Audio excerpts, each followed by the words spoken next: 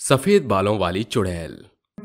बड़ी बड़ी आंखें, लंबे नाखून और भयंकर चेहरे वाली एक डरावनी चुड़ैल एक आदमी की गर्दन को अपने सफेद बालों से जकड़े हुए कहती है, मार डालूंगी मैं तुझे। तूने क्या सोचा था? तेरे सामने एक सुंदर लड़की है जो तेरा मनोरंजन करेगी, लेकिन मैं तो कई वर्षों पुरानी चुड़ैल हूँ और मैं लोगों को अपने हुस्न के जाल में फंसाकर अपना शिकार बनाती हूँ। प्लीज मुझे छोड़ दो, मत मारो मुझे। अब से मैं किसी भी लड़की को कभी नजर उठाकर नहीं देखूंगा। जाने दो मुझे यहाँ से।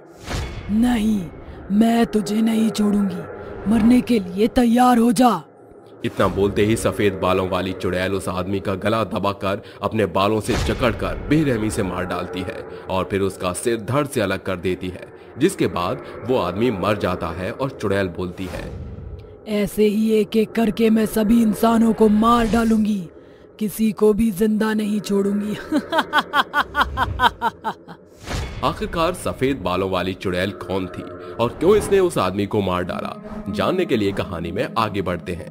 ये कहानी रत्नागढ़ गांव की है, जहां सफेद बालों वाली चुड़ैल ने अपना आतंक फैला रखा था। उसके खौफ की वजह से कोई भी इंसान रात में बाहर नहीं निकला करता था। ऐसे ही एक दिन की बात है। उस दिन 3 दोस्त कार में सवार होकर जंगल के रास्ते से गांव की ओर जा रहे थे। तभी परिधि बोलती है, समीर, हम कब से प्लान बना रहे थे तुम्हारे गांव घूमने का और आज फाइनली हम तुम्हारे गांव जा रहे हैं। I am so excited. मैं वहां जाकर बहुत मस्ती करूंगी। खुश तो मैं भी बहुत हूँ। काफी अरसे बाद जो गांव जा रहा हूँ, पता नहीं गांव में कितना कुछ बदल गया होगा। माँ पापा ने मुझे बचपन से ही शहर पढ़ने के लिए भेज दिया था। मेरी आंखों में तो बस गांव की धुंधली यादें ही बसी हुई हैं। यार, मेरा तो कोई गांव ही नहीं है, इसलिए मैं तेरे गांव छुट्टियां मनाने जा रहा हूँ। अब तुम दोनों बार बार बातें करके मुझे जलाओ मत।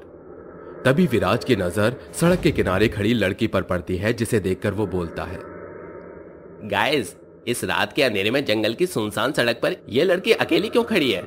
कहीं वो किसी मुसीबत में तो नहीं है? चलो चलकर उससे पूछते हैं। हाँ, सही कहा तूने।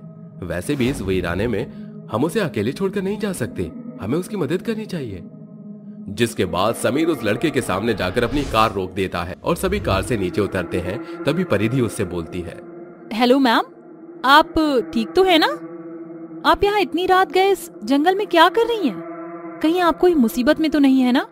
परिधि की बात सुनकर चुड़ैल मन ही मन मुस्कुराकर उससे बोलती है, तुम्हारा इंतजार और मुसीबत में मैं नहीं, मुसीबत में तुम पड़ने वाले हो। हम कुछ समझे नहीं, क्या मतलब है आपकी इन बातों का?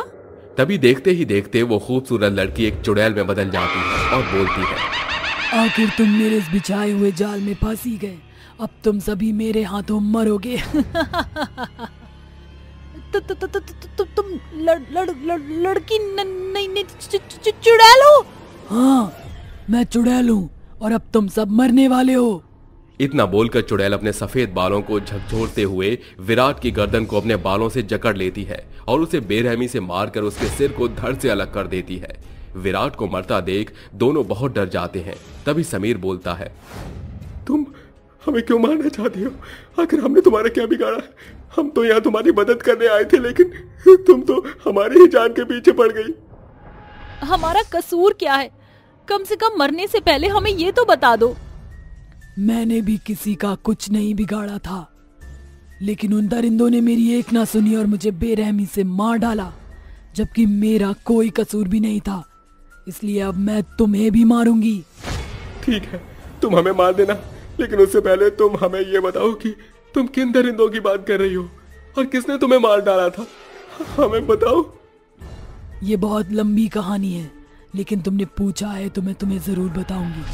मेरा नाम तारा था और मैं अपने माँ बाप की इकलौती बेटी थी। उन्होंने मुझे बहुत लाड प्यार से पाला, लेकिन मुझे उनसे एक बात की हमेशा से शिकायत थी कि वो मुझे कभी भी चांद देखने नहीं दिया करते थे। ऐसे ही एक रात की बात है।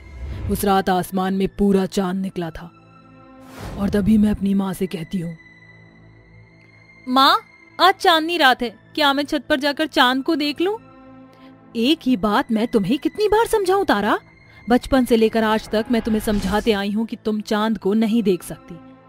अगर तुमने उसे देखा तो उसके ग्रहण से तुम्हारा जीवन का सर्वनाश हो जाएगा और ये बात तुम्हारे जन्म पर ही ज्योतिषी जी ने हमें बता दी थी। इतना बोलकर तारा की माँ वहां से चली जाती है, लेकिन तारा अपनी माँ की बातों को नजरअंदाज करके चुपके से छत पर चांद देखने चली जाती है और खड़ी होकर चांद को देखने लगती है। तभी अचानक से वहां पर तारा की माँ आ जाती है और उसे देखकर बोलती है, ये क्या किया तूने बेटी, अब क्या होगा तेरा? और देखते ही देखते तारा के सारे सफेद बाल हो जाते हैं और उसके चेहरे पर झुर्रियां आ जाती हैं। अपने साथ ये सब होता देख तारा बोलती है, माँ ये मुझे क्या हो रहा है? कुछ नहीं बेटी, तुझे कुछ नहीं हुआ है, बस तू मेरे साथ नीचे अपने कमरे में चल। जब तारा की माँ उसे नीचे ले जाने लगती है तभी उसका पड़ोसी सोहन तारा को देख लेता है और उससे बोलता है, इसका मतलब तारा एक डायन है और वो टोना टोटका करती है। मुझे ये बात गांव वालों को बतानी होगी। सुबह होते ही सोहन ये बात पूरे गांव में जाकर फैला देता है कि तारा एक डायन है और उसके परिवार ने गांव वालों से ये बात छुपाई है। जिसके बाद गांव के सभी लोग मिलकर तारा के घर जाते हैं और सोहन घर के अंदर घुसकर तारा के बाल पकड़कर उसे घसीटते हुए घर के बाहर लाता है और बोलता है, ये देखो डायन को, अगर हमने इस वक्त इसे नहीं मारा तो ये हमारे गांव का सर्वनाश कर देगी। मैं डायन नहीं हूँ माँ, आप ही इन लोगों को समझाओ ना। छोड़ दो मेरी बेटी को, तुम क्या कर रहे हो उसके साथ, वो कोई डायन नहीं है। लेकिन गांव वाले उनकी बात नहीं सुनते और तारा को जंगल में ले जाकर जिंदा जमीन में दफना देते हैं और दम घुटने की वजह से तारा की मौत हो जाती है। और तभी से मेरी आत्मा यहाँ भटक रही है। अब जब तक मैं सभी इंसानों को मारकर खत्म ना कर दूं, मुझे शांति नहीं मिलेगी। मैं मानता हूँ तुम्हारे साथ गलत हुआ है, लेकिन बेगुनाह लोगों को मारकर तुम्हें कभी शांति नहीं मिल सकती। तुमने अपने गुनहगारों को मारकर अपना बदला पूरा कर लिया है। अब तुम यहाँ से अपनी दुनिया में वापस चली जाओ। समीर की बातों को सुनकर चुड़ैल को अपने किए पर पछतावा होता है और वो समीर से बोलती है, मैं यहाँ से ऐसे नहीं जा सकती, क्योंकि जब तक मेरे शरीर को जलाया नहीं जाता मुझे मुक्ति नहीं मिलेगी और मेरी आत्मा यहीं भटकती रहेगी। तुम हमें बताओ, हम तुम्हारे शरीर को जलाकर तुम्हें मुक्ति दिलाएंगे। बताओ हमें, तुम्हें कहाँ दफनाया गया था? परिधि की बात सुनकर चुड़ैल की आंखों में आंसू आ जाते हैं और वो उन दोनों को उस जगह पर ले जाती है जहां उसे दफनाया गया था। जिसके बाद समीर जमीन खोदकर तारा के कंकाल को बाहर निकालकर उसे जला देता है। कंकाल के जलते ही चुड़ैल भी जलकर राख हो जाती है और तारा की आत्मा को मुक्ति मिल जाती है। जिसके बाद समीर और परिधि सही सलामत गांव पहुंच जाते हैं।